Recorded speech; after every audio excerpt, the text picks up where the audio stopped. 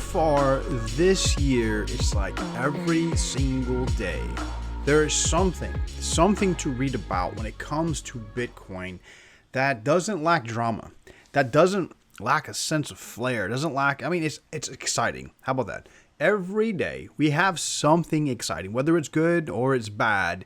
It's like we're always lacking excitement. As something I used to say a long time ago is Bitcoin and the whole cryptocurrency ecosystem, how about that, has more drama, okay, than an entire season of the Kardashians. That's some real shit right there. That's a true statement right there. We don't lack drama in this space at all. Today I want to talk about some of that drama. And here's the good news though. There's a clear sign, a clear indication that the market is maturing. It is. I feel like we're getting past the immature phase to where every time something dramatic happens, if Donald Trump's poodle farts the wrong direction, usually tanks the price of Bitcoin. Whereas today we saw something crazy happen. Bitcoin got impacted by 3%, but it's not as bad as what it usually is when this kind of stuff happens. So it's good news. This is good news. I want to cover that. I also got some other really cool things to cover as well. So make sure you smash the like button, hit subscribe, and of course, if I hit 1,000 likes, I'm gonna do another giveaway. Last video gave away $100. Okay. I have another giveaway planned, something fun, but I need 1,000 likes. I get 1,000 likes, I'll give away some Bitcoin. But looking here at the market, you can see right now, past hour, 24 hours, market's dipped. Seems like everything's trying to recover. It doesn't seem like that the reaction to what I'm fixing to share with you isn't insane. The one that did get impacted the most is XRP. I know XRP holders right now are like, God dang it, when can we get a break? I guess the consensus right now is they're anticipating a 22-cent XRP incoming. Some are even saying that a $10,800 Bitcoin is coming, which we'll cover that here in just a second. But I got to say, given what happened today, and if you don't know what happened today, BTC and OKB plunge after OKEx suspends withdrawals. And this has kind of been the big news of today. I guess the holder of the keys, okay, the holder of the keys for OKEx is in custody right now. The Chinese officials have him. So it's the Chinese CEO of OKEx crypto exchange arrested again. Now, it says Whales Bell, but I got to tell you, I've been doing a lot more research into this. And one thing is for sure, the reaction is very minute. Analysts, and there's a lot of analysts right now that will agree that they aren't too worried. I personally am not worried. I will be worried under one situation.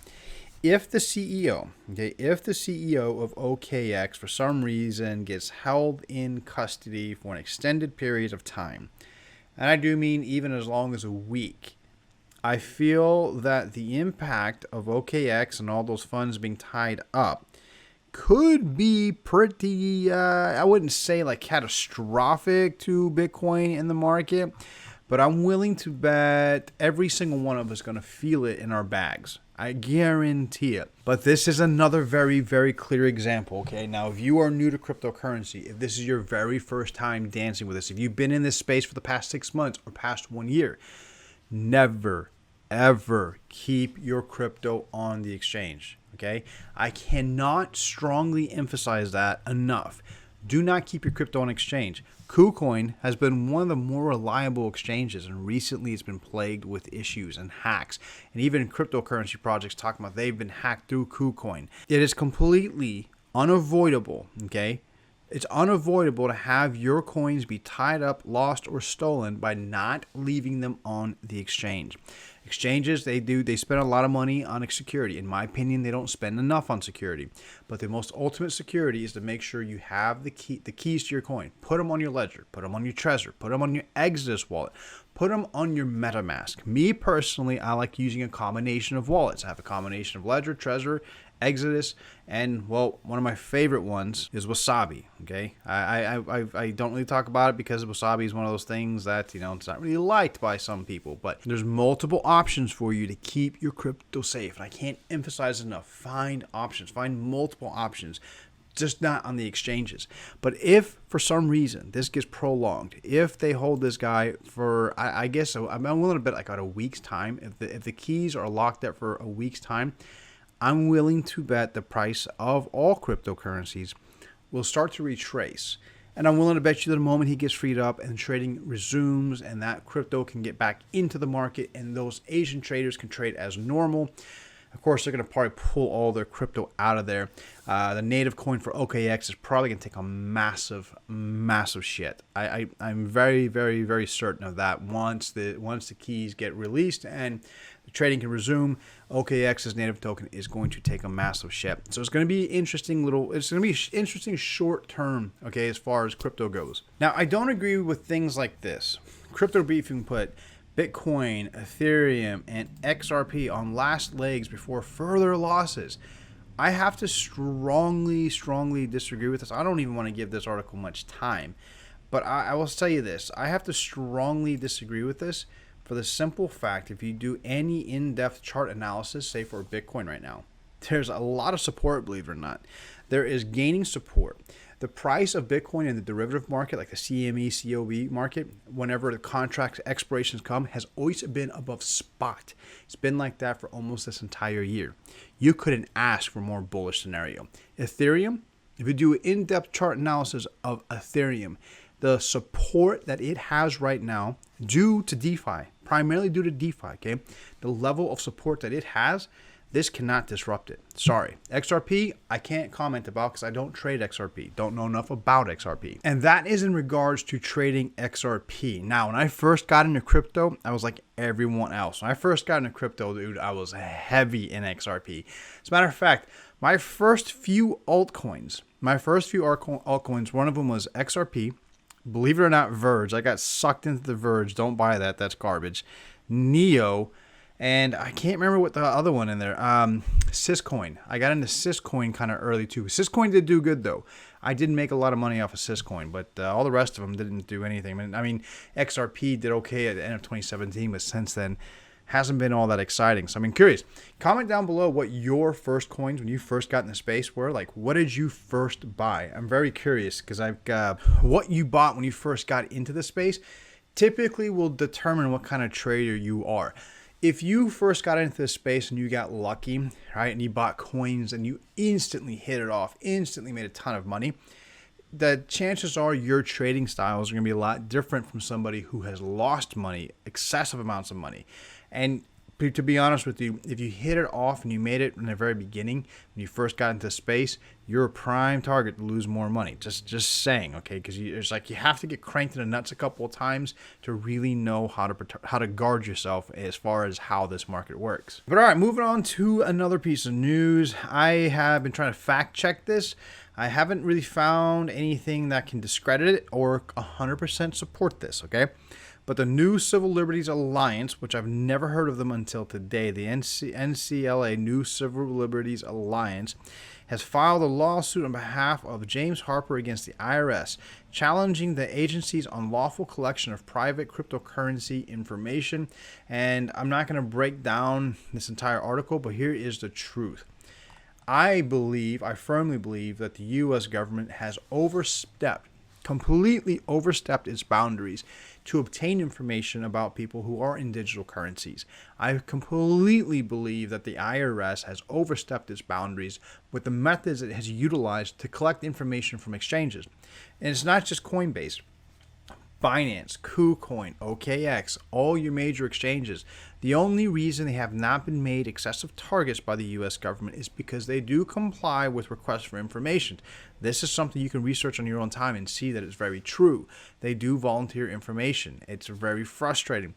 But the thing is, the methods that they use to get there, I just feel like it's like warfare. It's like as if they, for me as a U.S. citizen, okay, I feel like my own government is treating me as if I'm an enemy of war as far as the methods it utilizes to obtain information. It's very crazy. If you look at BitMEX right now, BitMEX is based in Seychelles. Okay, Seychelles. That is untouchable. So everyone thought. It's not untouchable. Smacked with a federal lawsuit by the U.S. government. It's a shot across the bow, by the way. I really feel we're going to see more of this kind of craziness happen.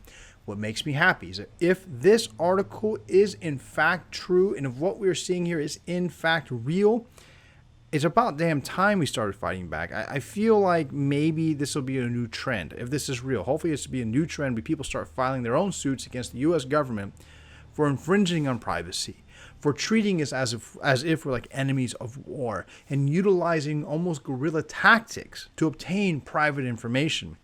It's a very irritating thing. It's just, I'm not happy with it. And it's one of the reasons I really love crypto, because crypto can protect you from that. And, you know, as much as government will try to tell you it's a bad thing, not everyone's a bad guy, but every human being on this freaking planet is entitled to privacy. Every human being on this planet is entitled to freedom. And the thing is, innocent until proven guilty. It's not guilty until proven innocent. It's very frustrating that that's how we are treated in this country, especially the U.S. Around the world is starting to get that way too. I mean, look at OKEx.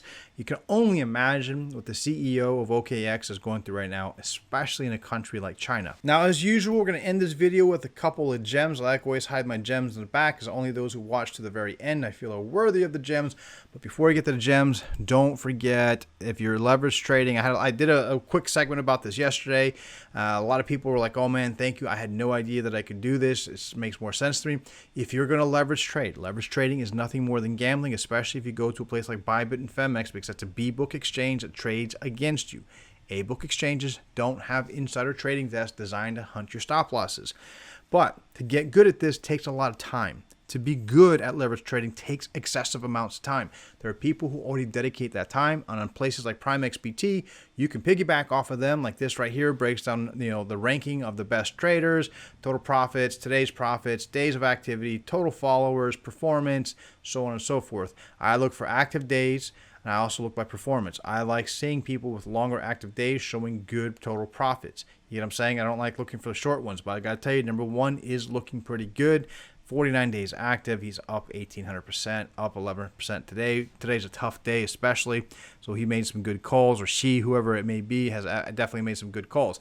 So if you're going to leverage trade, okay, it's always a gamble, it's always a risk, but this is about the best way I can think of doing it without completely guaranteeing that you're going to get wrecked. And make sure you do not trade more than you can lose. But getting to the gems, so we have UTU. I've already talked about UTU in the past, and I'm telling you, this is definitely something that you need to take a close look at. I have taken a closer look at. I'm not invested in this one. Yes, they did sponsor me. The thing about YouTube, what I find so unique is the fact that the team is actually believe in this community concept. They actually believe that they can create a system of trust utilizing blockchain technology, removing the old school ways of reviews and creating more of a community-based way of rating things, understanding things, engaging trust. I mean, the guys really believe it. They really believe it. And usually when you meet these kind of people, okay, the truth be told, when you meet teams, it's like they only kind of believe it, or they said, hey, I came up with a cool concept and I'm going to try to build it. The thing about these guys from YouTube is they believe this, and I'm intrigued by that passion. Okay, so I mean, I'm not speaking on the level of the tech. I'm not speaking on the level of the white paper. I'm not even speaking on the tokenomics aspect. I'm speaking on the level that I like to see passion, and you don't see that in this space. You don't see people who actually believe that they can change something or believe in what they're doing. It's kind of like, hey, we had this cool concept, let's build it and see if we can do it. YouTube really believes in this. I mean, it's refreshing. It's refreshing to see people actually believe in that they can do something that's really going to be meaningful. You know, not necessarily change the world, but being meaningful. So definitely give them a look. Okay, I found it worth my time. I found it worth having them as a sponsor to the channel, and it was nothing more than really the passion that's really been selling me on this. The other one I want to mention is Radix. These guys, yes, it's also sponsored. They sponsored the channel 2 weeks ago, I believe it was. Decentralized finance protocol, and the thing is, they have actually come up with some layers and some solutions that I've seen a lot of traders actually get pretty excited about, especially in the DeFi space, because they do believe that Radix could potentially provide some layers and some solutions that can help the DeFi space as it grows, not just with speed, but with cost. DeFi is expensive. It is, especially when built on something like Ethereum. It's very expensive. It can be time consuming. It's just, we need some solutions. We need some layers to this that can help expedite, help clean things up. Radix seems to be one that some traders are very excited about. What I personally like about Radix is the fact that they have really good tech. If you read the white paper, it's pretty impressive. It is impressive. I can't tell you, in all honesty, that Radix has the same passion that these guys here at UTU do. I can't tell you that they do. It's just because they don't. Okay, it's just, I'm being candid with you guys. But they have some really good tech. They have some good tech. They have some good solutions. Now, they do have a sale right now. It's like 5 days, 22 hours, and 10 minutes at the time of this video. So if it's something you find intriguing, you just got to go there to buy the tokens thing. Of course, you know how the stuff is. It's always a risk. It's always a dice roll. It's always a gamble. But that is it for me today. I did a collaboration. I can't wait for it to come out. I did a meme review with Crypto Daily. If you don't know who Crypto Daily is, like, oh my gosh. I don't know what to do for you, but Crypto Daily and I did a collab on his channel. Don't know when it's going to come out. We did like a meme review that kept turning into more of like a serious like discussion about crypto, and like we really extracted some really good information. Like we really did. We extracted a lot of good information talking about memes, and he said something that made a lot of sense about memes. He said within memes there is wisdom, and it's true, because you have to understand the topic that you're memeing, and you know what I mean. And crypto memes, I actually look at them in a whole new, I guess, perspective thanks to him. But listen, look out for that. If you're not subscribed to his channel, make sure you subscribe to it. Not like he needs the subs or anything, 'cause he's like one of the top channels, but if you're not subscribed to him, Crypto Daily, funny guy, great guy, really informative. And listen, you guys have a great weekend. I will try to see you guys tomorrow. If not, I'll see you Sunday or Monday. Peace out.